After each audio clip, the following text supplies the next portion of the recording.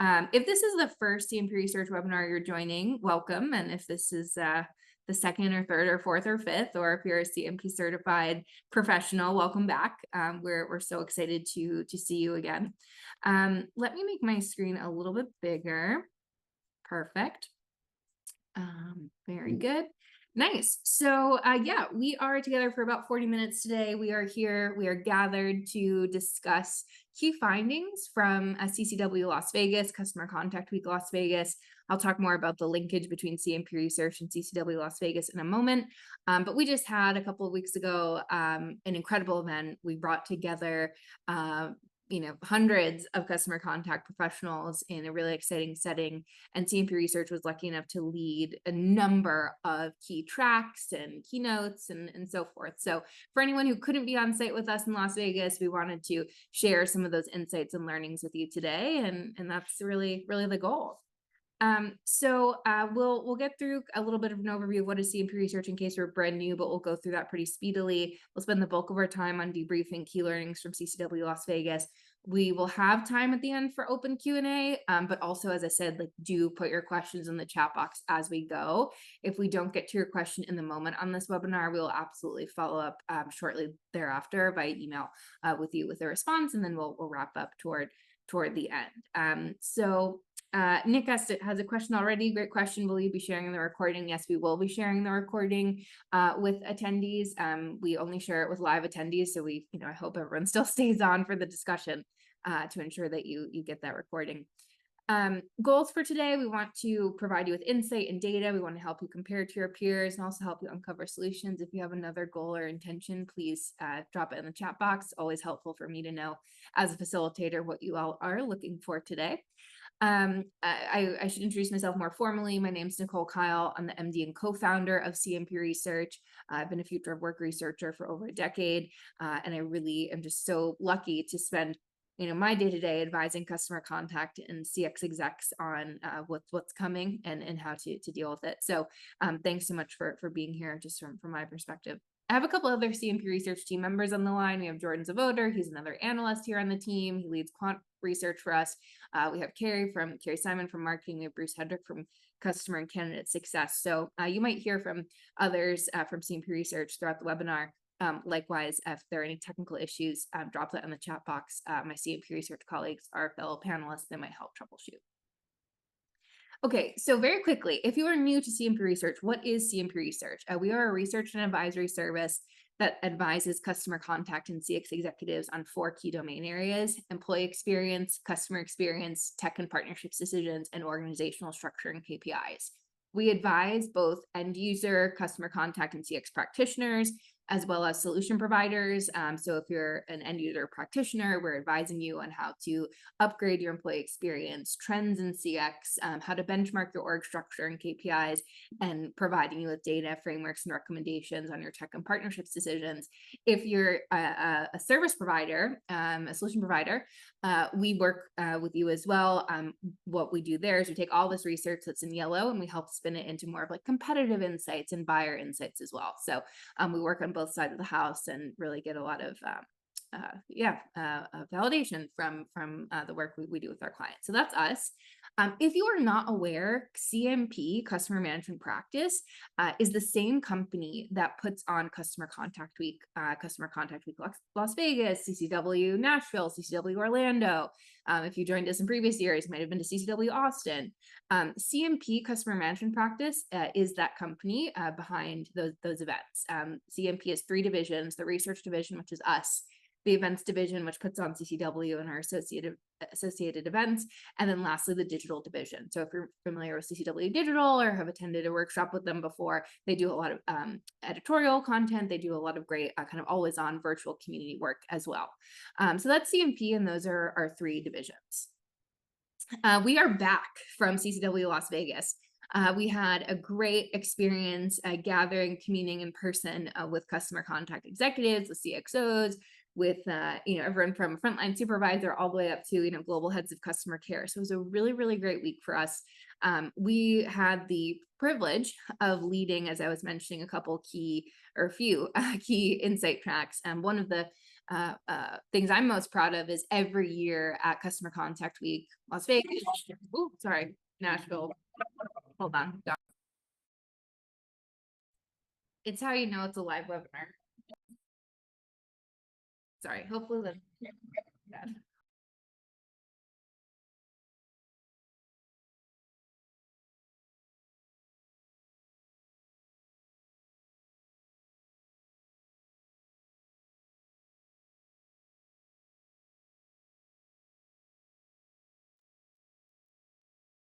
Okay, the golden retriever has been relegated to the bedroom. Sorry about that. So CMP Research, we had the opportunity to lead a bunch of different exciting experiences at CCW Las Vegas. First of which was our executive perspectives gatherings. We call them our research circles. Those are bringing together strictly practitioners, CXOs, heads of customer care, global heads of call center, customer contact, and so forth to talk about their most pressing challenges.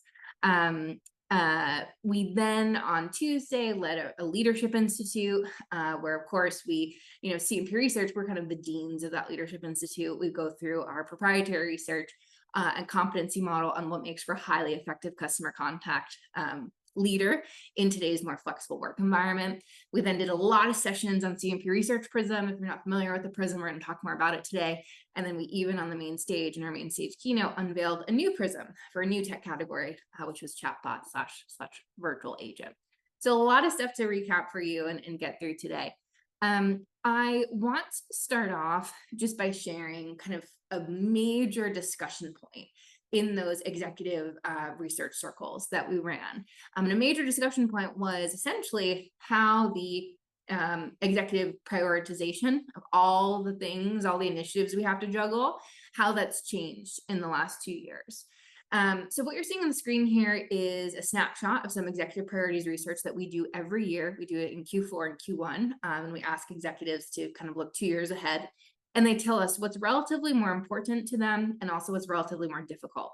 So things that are higher on importance and higher on difficulty kind of go into that yellow high urgency zone. Things that are middle of the road go into the gray middle urgency zone. And the things that are lower difficulty and lower importance relatively are in the red zone, what we'd call lower urgency. So we'll talk more about year-on-year changes in just a moment, but what really jumped out to this group of, I think across the 2 circles we did, we had about 60 executives. What really jumped out to them was the kind of stark emphasis on automation over our human workforce related initiatives. So if you look at, for example, the yellow zone, everything here kind of comes back to, in some way, shape, or form, automation, maybe with the exception of reducing costs. We can reduce costs in a lot of different ways, and certainly automation is one lever to pull.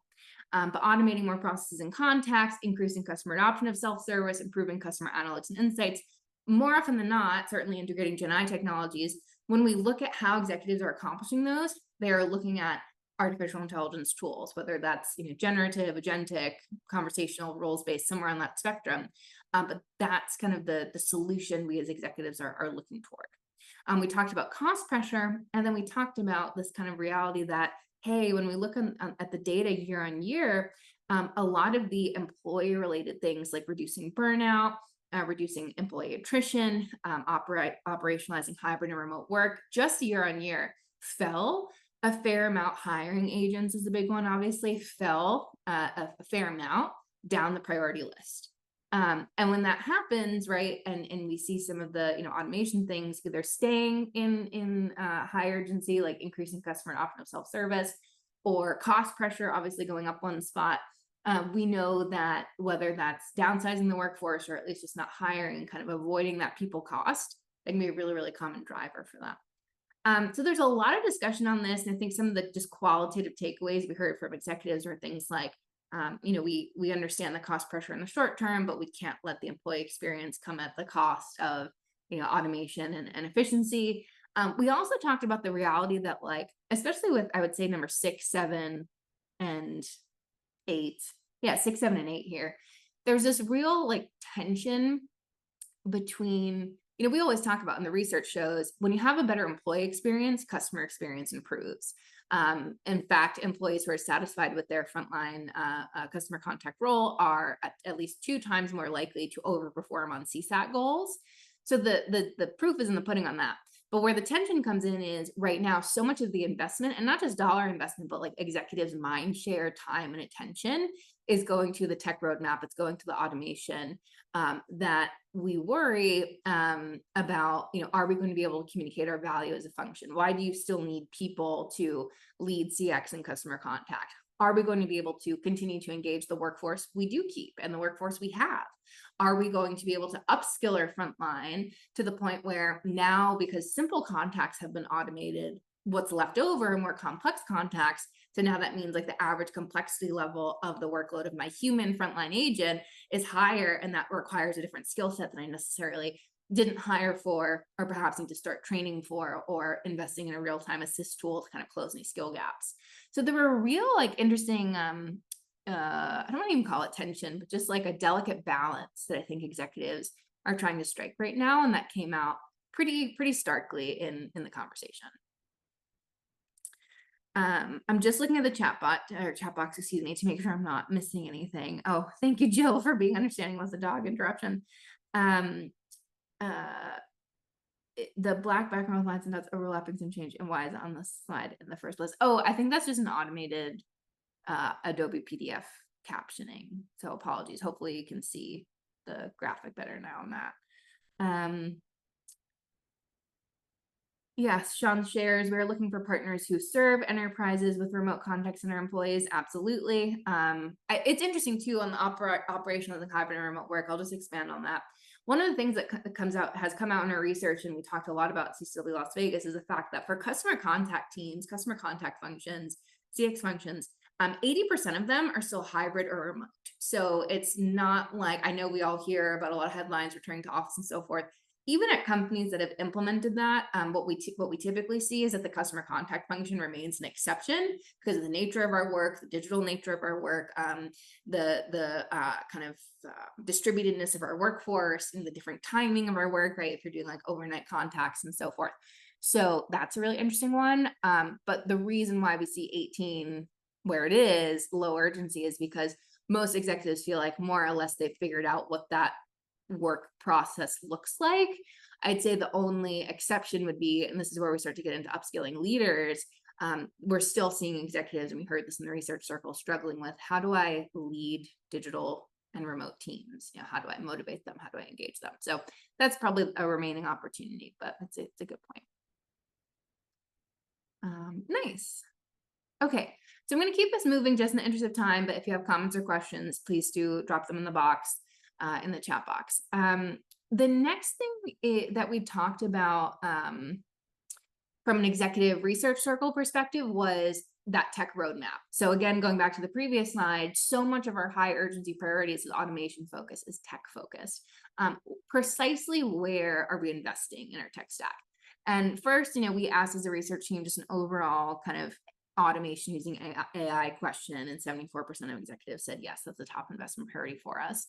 But then we wanted to get into more detail about, well, specifically, where are you automating using AI? So 51% of execs cited self-service AI chatbots. You might be calling those a virtual agent or virtual messaging agent.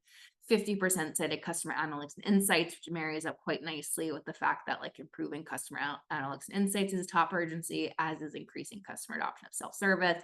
We talked a lot in our research circles about the linkage between those two things and how the real breakdown in why customers abandon a self-service journey, you might call it a digital journey or an automated journey. The reason they abandon it is because the channel or the experience rather isn't personalized, like they can't control it, the channel doesn't recognize them. So a better analysis of what that journey looks like, what their desired journey is, what their real life journey is in contrast.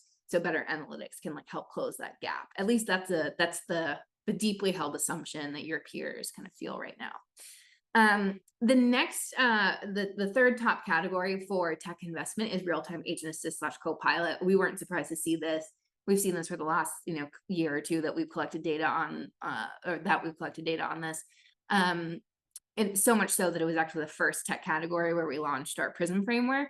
It kind of comes back to that point, right? On the previous page, there's number 6, right? Upskilling frontline agents. We talked a lot about this in the research circle.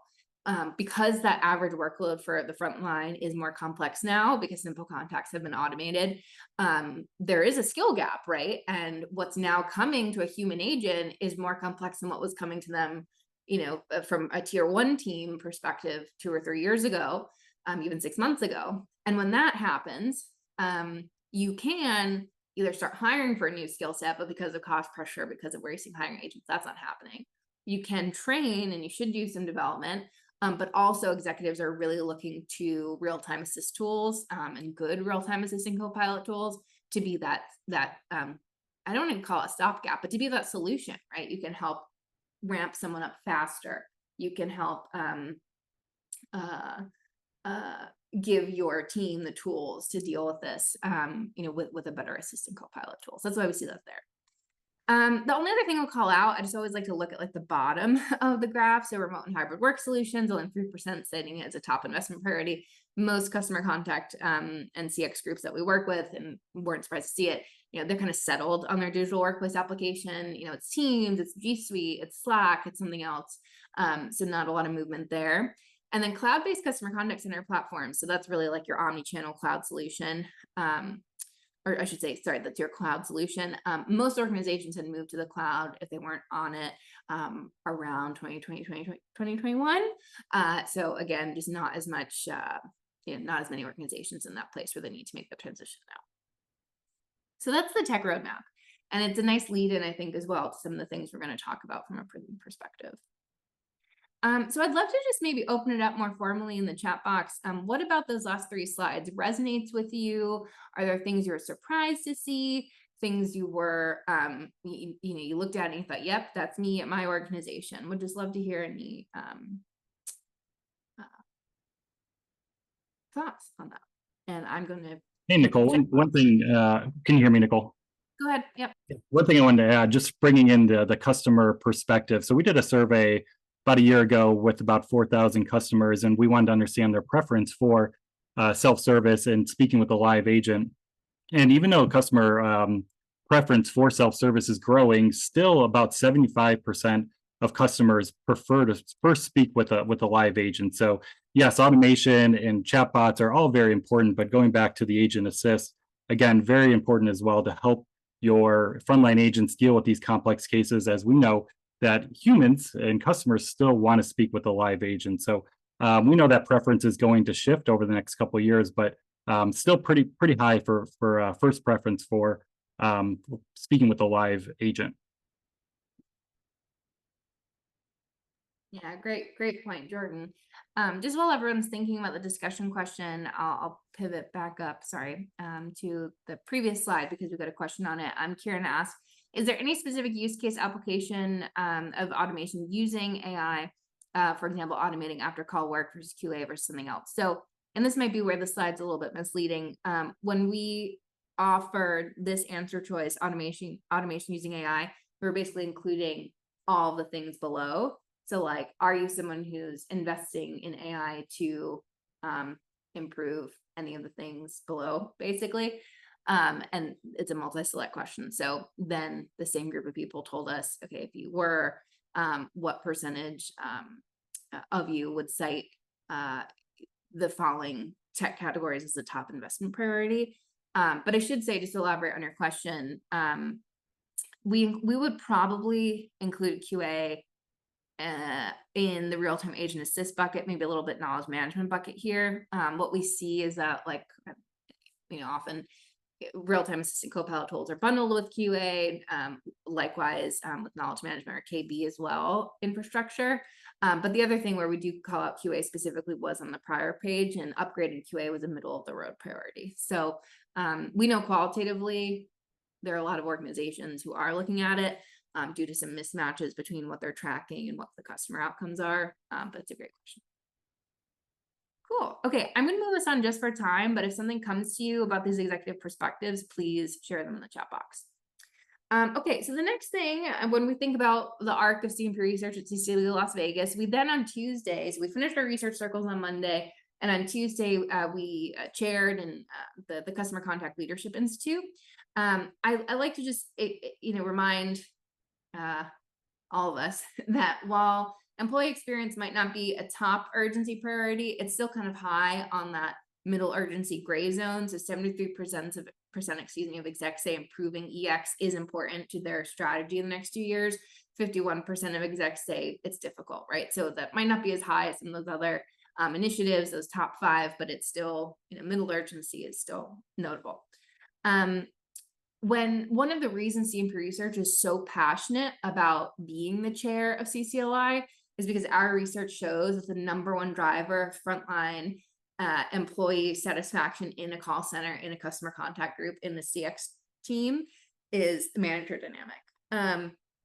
We, kind of built our whole employee experience playbook around this research, and far and away, manager dynamic, a frontline employee being satisfied with the direct manager is going to have the biggest positive impact on their satisfaction levels. So in a world of limited resources, if you want to optimize the employee experience, you need to be thinking first and foremost about upskilling your leaders, which is, I think another reason why we saw upskilling leaders in that kind of middle urgency bucket a couple of slides ago.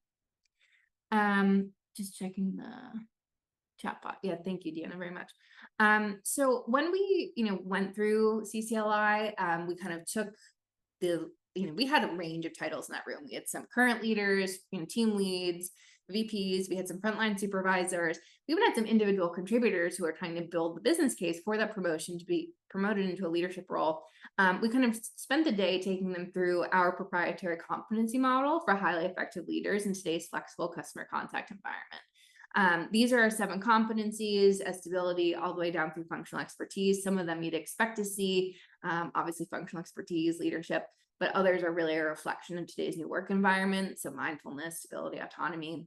If this kind of idea of competency assessment, competency models, upskilling your leaders, perhaps even certifying your leaders is of interest to you, you can learn more about our CMP certified program. We always say, CCLI is like the best prep session someone can do for CMP certified, but CMP certified in and of itself can be, it's an exam-based process. You can go through it at any point throughout the year. So, we were lucky to even have some people attending CCLI who are taking their CMP certified exam right after the Institute, which was pretty cool. And that's always exciting to see. So if you are interested in CMP certified, you can answer the poll question in, I think, the bottom right-hand side of your screen, and our team will follow up. So we'll give that a moment to come through. So that was the Leadership Institute. A lot of fun. It's always one of my favorite sessions to lead, kind of day-long commitment to bettering ourselves as leaders. So it was really, really a fun group. Okay, I'm going to move us on just in the interest of time, and if you're still filling out that poll question, no worries at all. So as we then looked into, the rest of CCW Las Vegas, the sessions that we ran, probably to no one's surprise, all really centered on how can we best think about AI as we automate more processes, as we automate more contacts, and so on. So from a research perspective and as an analyst team, one of the things that's so important to us is advising our clients how to think about AI properly, specifically, and precisely. But we're not kidding ourselves. AI, as you evaluate different technologies, it's pretty much impossible to fit different tools into like nice and neat categories, nice and neat boxes. Trust me, we do the best we can to do it ourselves when we're defining technology and so forth for our prisms, but that's where a lot of legwork goes in. So we always advise, especially our practitioner clients, you have to think about AI as an evolving spectrum. AI tools span a more nuanced and ever-changing spectrum than sometimes we realize, and sometimes maybe we hear from the market. That spectrum runs from rules-based to conversational to generative, and now more recently to agentic. And I'm sure, I know something new, something even more evolved on agentic will come out in the next 3 months, 6 months. But what's interesting here is because it's a spectrum, I like to remind organizations that generative AI could never have existed without conversational AI, which could never have existed without rules-based, right? These are all building blocks that build on each other. The best way to kind of think about the different points on the spectrum is in the definitions that are in the kind of black text here. So Rules-based, super straightforward. I mean, it sounds silly to say it, but like spell check is an example of rules-based AI. Conversational AI responds to recognize prompts, inputs, and response with pre-coded answers, typically using a database or knowledge base. The key with generative AI is that it responds to unique prompts with newly generated answers, which again is that evolution on conversational. Even when we're evaluating solution providers for Prism, like one of the takeaways we find is within generative, like again, this is a spectrum. There are some generative tools that are great at generating responses, and there are other generative tools, that are great at generating and suggesting next best action, right? And then that's where, evolving on that, you start to get into more agentic AI, which is a true agentic AI model is autonomous and it can take action itself without prompting. It makes decisions, which, for some customers can feel really great, and for other customers, it's a little scary. So that's kind of how we think about AI and how I encourage our community to think about it. We had a lot of interesting discussions about this on site. One of the things that came through to us pretty clearly was that the tech marketplace, particularly the AI marketplace, is chaotic. So 45% of execs say it's hard to understand and differentiate CX and customer contact tech solutions in the marketplace from one another. And 42% of practitioners say they spend more time than they would like on demos. So that's one kind of set of considerations. The other set of considerations and thing that we heard consistently from practitioners across our time at CCW Las Vegas was that the nature of AI and where different tools fall on that spectrum and how many different applications and use cases they fulfill, it's starting to trigger an even more complex and consensus-driven buy. And if you've studied purchasing in the last decade or almost 2 decades, it's no shock, like buying has just become more consensus-driven anyway at companies from a B2B perspective. But AI makes it even more of a consensus buy. It makes it even more of a multi-stakeholder buy because there are so many cross-functional use cases for many AI solutions. So one of the most shocking things from a voice bot perspective, we in customer care and CX can often sit there and think, voice bot, that's going to upgrade our voice channel. It's going to upgrade our conversational IVR. Of course, it should be a decision solely for the CX team or solely for the customer care team. What we're seeing now is that there's an HR use case for a voice bot. There's a marketing use case. There's an IT ops. There's shared services. So more functions want in on that decision. And it's one of many reasons that AI councils are on the rise at enterprises. Buying cycles take longer and the market is, more complicated. So that was a really interesting dynamic that came up in, I would say, 90% of the conversations we had with execs on site. I'm just going to let that point sink in. Yes, we will be sharing the slides after. Great contributions from Jill. Deanna asked, whenever anyone has tips to manage change fatigue with their teams. Yeah, it's a good question, Deanna. We didn't talk so much about it on site, I think, honestly, because there wasn't time, but change management is something we advise our clients on all the time, particularly forgive me for going all the way back here, but one of the reasons we see improving employee engagement still as middle urgency, even reducing burnout, yes, it went down 2 spots, but it's still middle urgency, is because there is such a worry from practitioners about what all this change and uncertainty is doing to our teams. So definitely something we could talk more about one-on-one. Okay, so I kind of just want to share kind of that preamble and then introduce, of course, our Prism framework. One of our many responses to this idea of, hey, the tech marketplace is crowded, it's blurry, it's hard to understand, but then also it is very critical that we make the right investment decision and that we go to our AI council with an informed recommendation. We feel confident about our decisions.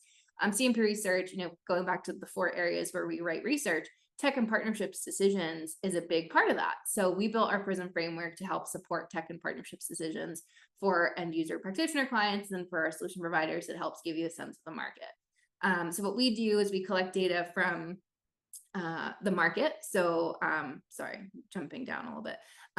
Oops, I think I forgot a slide. Sorry. I can just talk you through it. We collect data from 3 different sources. The marketplace, so that's prospective buyers, people who are either currently in the market for whatever tech tool we're evaluating or they were in the market in the last 6 months. We collect real life user data, so it's a mix of referrals as well as independent users. who tell us about their experience with different products. And then, of course, as analysts, we take live demos with every solution provider who's evaluated. We collect RFIs. We wrote the RFIs, so we get that feedback from the solution providers themselves. And of course, we're doing secondary research to inform our own perspective. When we go out and plot our Prism participants on the Prism, we do so using the kind of two axes you see there, the marketplace perception. So what is the market telling us? Where are they? Which solution providers are they very aware of? Which solution providers do they have a positive perception of? That awareness and perception together yields this marketplace confidence kind of spectrum that you see on the y-axis, lower confidence to higher confidence. Kind of simply said, the most well-known tool that people have the most positive perception of would be at the very, very top of the y-axis. The x-axis is about progressiveness of capability. So we take the analyst feedback, so our demo, the RFI that we synthesize, and we take real life user data, so people have actually invested in this tool and actually deployed it at their organization. What has their experience been like? And we assess tools across 10 investment criteria, and we'll talk more about those, but that gives us a kind of sense of how progressive is the capability. Doesn't matter if it's well known or not, doesn't matter if they've have great perception or not, just how progressive is the capability, and that's on the x-axis. So that kind of yields the segmentation of emerging, up and coming, core performing, leading, and pioneering. And we have practitioners who look at the Prism from a lot of different angles. So I have some who are optimizing for core performing providers because they want a really progressive capability, but maybe someone that's less well known, so they have more kind of influence on the roadmap moving forward. I have others who, their primary concern is I want to invest in something that the market feels good about. It's kind of a, more of a sure bet. So they'll optimize for, something that's higher on the y-axis, maybe that's pioneering, maybe that's leading. So different ways to look at the Prism, and we always encourage you to look at it in the way that best fits your requirements. But with that said, one of my highlights of CCW Las Vegas is unveiling a new Prism for us on chatbot/virtual agent, which I'm going to show to you in a moment. Before I do, if you'd like to learn a little bit more information about our Prism frameworks, our Prism process, Prism data, we do a lot of great stuff here. You can indicate that in the poll question. So as you're responding to that poll, just to give you a little bit more context, one of the reasons we wanted to unveil our Prism for virtual agent/chatbot at CCW Las Vegas was we know more than half of executives cite AI chatbots as a top technology investment area for them in the next 2 years. So if you're looking at upgrading your chat channel, you're not alone. We also, of course, know that our Prism framework could do a really great job of helping execs understand, what are different chatbot solutions looking at from a, how do they look from a pricing perspective, a flexibility perspective, integration, security, all the way down through implementation. When we do our market data collection efforts, what's really cool is that we actually get data back about specifically to chatbots, so just specifically to chatbot/virtual agent, so this is not voice, this is all text and messaging, where the market feels really confident. So security and innovation and future strategy were the two investment criteria where the market said, yeah, we think those are kind of across the market, across everybody we've looked at, it's a strength. Everybody's doing pretty well there. That's a good news thing from a buyer perspective. It's potentially a bad news thing if you're trying to differentiate yourself on security or on your innovation, but you have to, depending on who you are, that might be more helpful for you. And then secondly, the opportunity. So places where the market felt, yeah, the chatbot providers are really leaving something to be desired here. Perhaps unsurprisingly, given the cost pressure we talked about in our first slide, pricing was the biggest opportunity tied with reporting capability. It's a really interesting one because we as an analyst team are more and more seeing reporting and what a tool can do with the data it generates as being more of a differentiator for solutions. Because by and large, not always, but by and large, on average, the AI is pretty solid. It's harder to differentiate on the specific models. Not true for everybody, but kind of for the average players. But the reporting, what can you do with it? What data can you help me visualize? What data can you generate that will help me make decisions? That's really becoming an increasing point of differentiation. Cool. So that brings us to the results, the fun part, what we unveiled, CCW Las Vegas. So we had about 14, if I'm counting correctly, very quickly.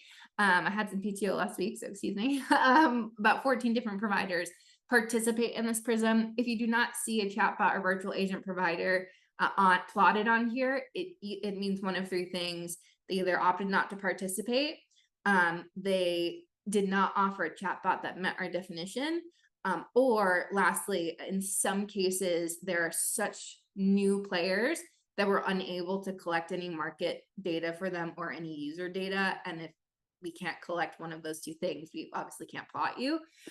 So that's, if those are the things to consider if you're looking at this and thinking, hey, why don't I see someone that I know of? But we had Google, Intercom, Cognigy as pioneering. When it came to chatbot / virtual agent, Forethought was leading.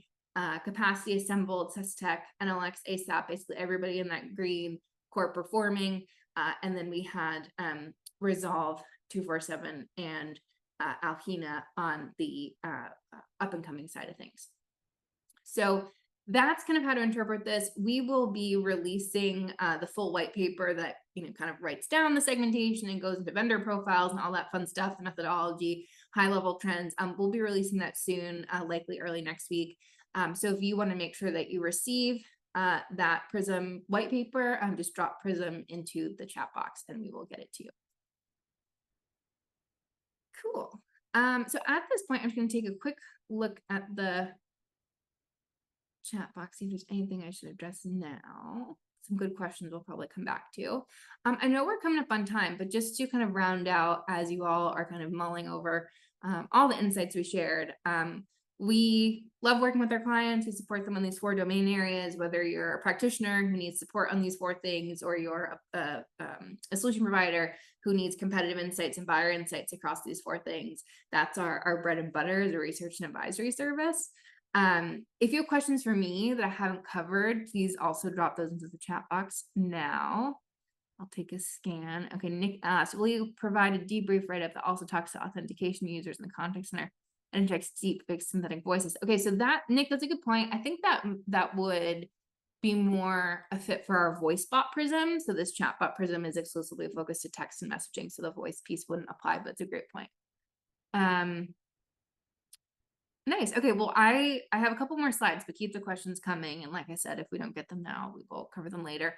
I already talked about what we do, but really run the gamut from research, advisory services, diagnostic tools, webinars like this one, but for our clients only, certifications as we talked about. So lots of fun stuff to do. And then of course, if you're feeling ready to begin a more formal conversation about how we can work together, I'm going to drop a couple Calendlies into the chat box here. If you're a solution provider on the line, you will meet with my colleague Shaw.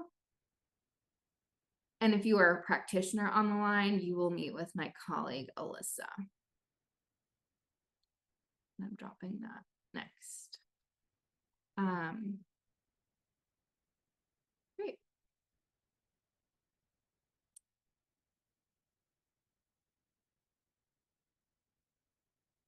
So unless I'm just checking my messages, unless there are any more questions, I would just come back to say, if you haven't been to CCW Las Vegas before, please join us next year. It's so fun.